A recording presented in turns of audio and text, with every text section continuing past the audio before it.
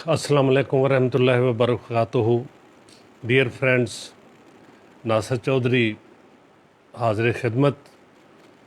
मैंने जैसा कि आपसे वादा किया था कि आज मैं एक ऐसे वाक़े का ज़िक्र करूँगा जो कि होम्योपैथी की सच्चाई, होम्योपैथी के शफा बख्श होने की वाज़ेह दलील है।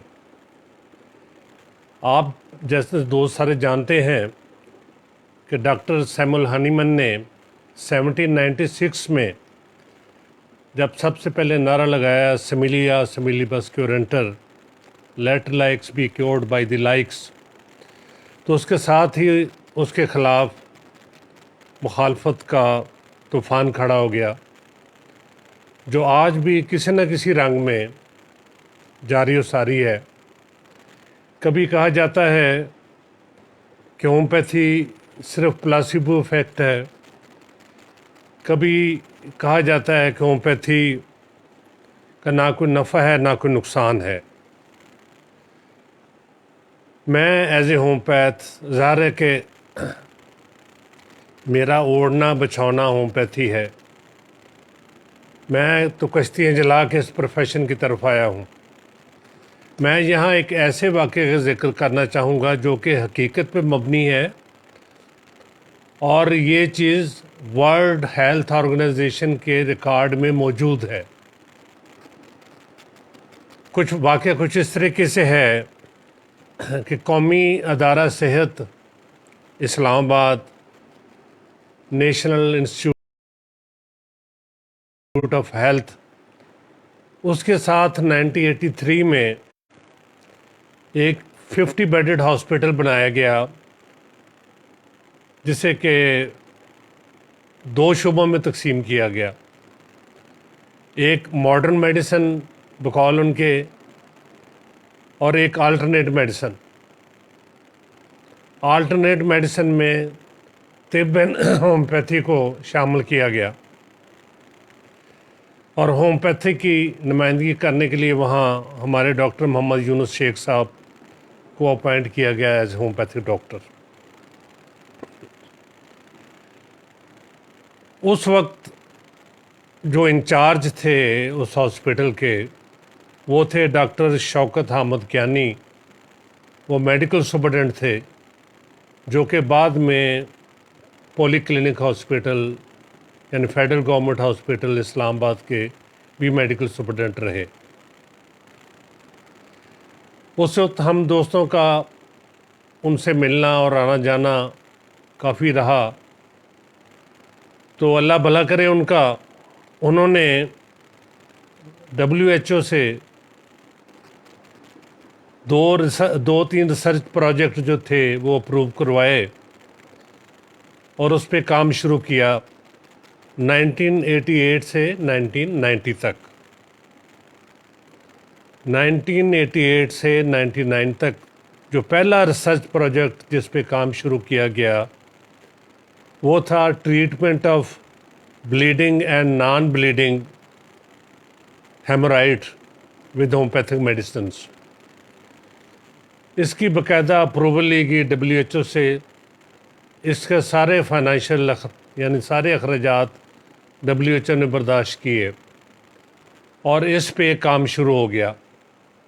हम रावलपिंडी इस्लामाबाद के कुछ होम्योपैथिक डॉक्टर्स, चूँकि ये हमारी इज़्ज़त का सवाल था, ये हमारे प्रोफेशन का सवाल था, हम जनाब डॉक्टर यूनुस शेख साहब के साथ वॉलंटरीली काम करते रहे, और हमने हेमोराइड्स यानी पाइल्स की, जिसे उर्दू में बवासीर कहते हैं, मुख्तलिफ़ मटीरियल मेडिकल अद्वियात उनके इलामात के हिसाब से निकाल के उसका एक चार्ट बनाया कि इन इलामात में ये मेडिसिन काम करती है, इन इलामात में ये मेडिसिन काम करती है। बहरहाल ये प्रोजेक्ट जो था ये तकरीबन 2 साल तक चलता रहा।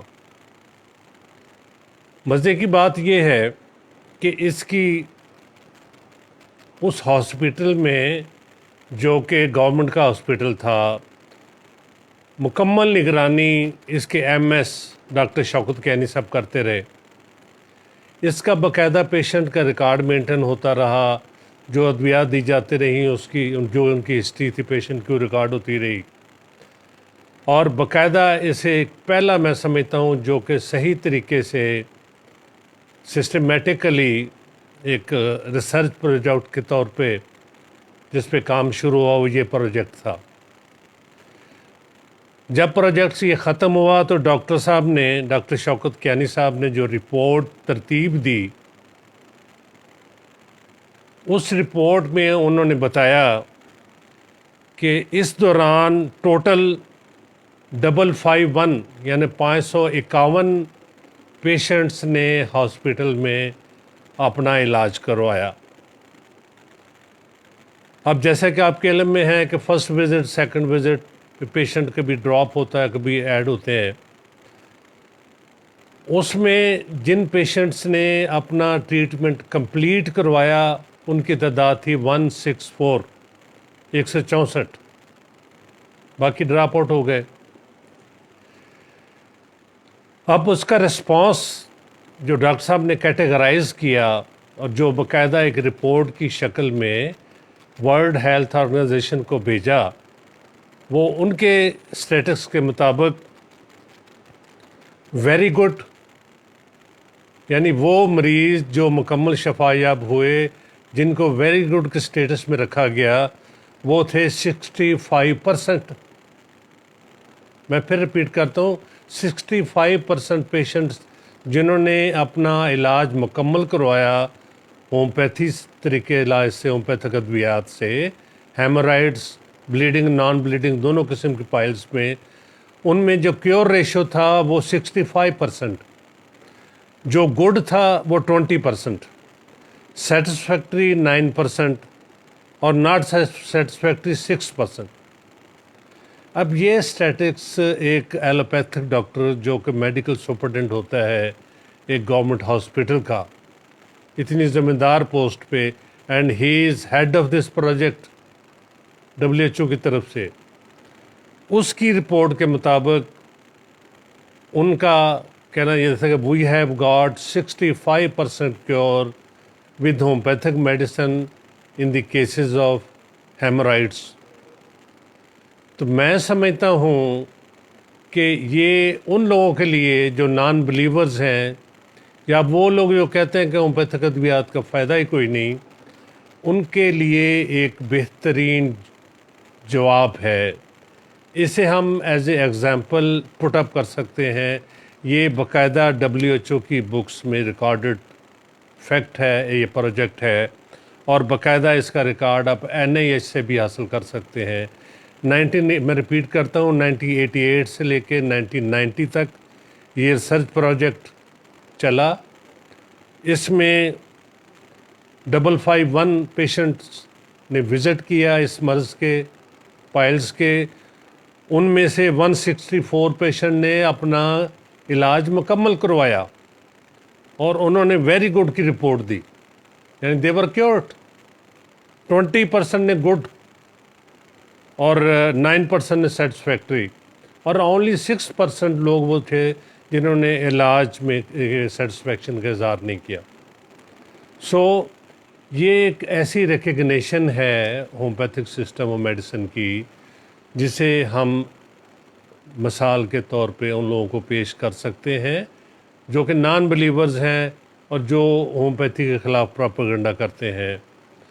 یہ میں ایک واقعہ تھا جو کہ ایک تاریخی ہسٹورک فیکٹ تھا، اور میں اس کا عینی شاہد ہوں، اور اللہ تعالیٰ کا بڑا فضل ہے، اللہ تعالیٰ کا بڑا شکر ہے کہ ہم نے اس ریسرچ پروجیکٹ میں ایسوسیٹ کیا ڈاکٹر صاحب کے ساتھ، اور یہ باقاعدہ میں چاہ رہا تھا کہ اپنے پروفیشنلز کو بتاؤں کہ یہ ہماری ہسٹری ہے، یہ ہماری پوزیشن ہے سسٹم کی، کانفیڈنس رکھیں، اعتماد کے ساتھ۔ ہاں ایک چیز اور میں واضح بیان کروں کہ اس پروجیکٹ میں کوئی بھی کمبینیشن استعمال نہیں کیا گیا، سنگل ریمیڈی میڈیسنز دی گئیں پیشنٹس کو۔ تو وہ لوگ جو کہ جن میں کانفیڈنس نہیں ہے، جو اعتماد کے ساتھ میڈیسن استعمال نہیں کر سکتے، ان کے لیے یہ بہترین مثال ہے کہ ہومیوپیتھک میڈیسنز اگر ایز پر سمٹمز اور اگر پیشنٹ کی تکالیف اور میڈیسن میں سملیرٹی پائی جائے، میچ ہو جائے، تو وہ کیوریٹو ثابت ہوتی ہیں، نہ اس میں پیلیشن ہوتی ہے نہ سپریشن ہوتی ہے۔ تو میں آج چاہ رہا تھا کہ میں اپنے دوستوں کے ساتھ یہ چیز شیئر کروں، اور یہ ہسٹورک فیکٹ ہے، تاریخی حقیقت ہے، جسے کسی وقت بھی کہیں بھی نیشنل انسٹیٹیوٹ آف ہیلتھ سے یا WHO سے یا مجھ سے جو چاہیں وہ اس کی تصدیق کر سکتے ہیں۔ میں انشاءاللہ تعالی میں ویکلی بیسس پہ 1 یا 2 بار اسی طرح کے جو ہسٹورک فیکٹس ہیں، جو ہومیوپیتھی کی پہچان کے طور پہ جنہیں ہم ہومیوپیتھی کی شناخت کے طور پہ پیش کر سکتے ہیں، انشاءاللہ آپ کے پیش خدمت کرتا رہوں گا۔ بہت شکریہ، اللہ حافظ۔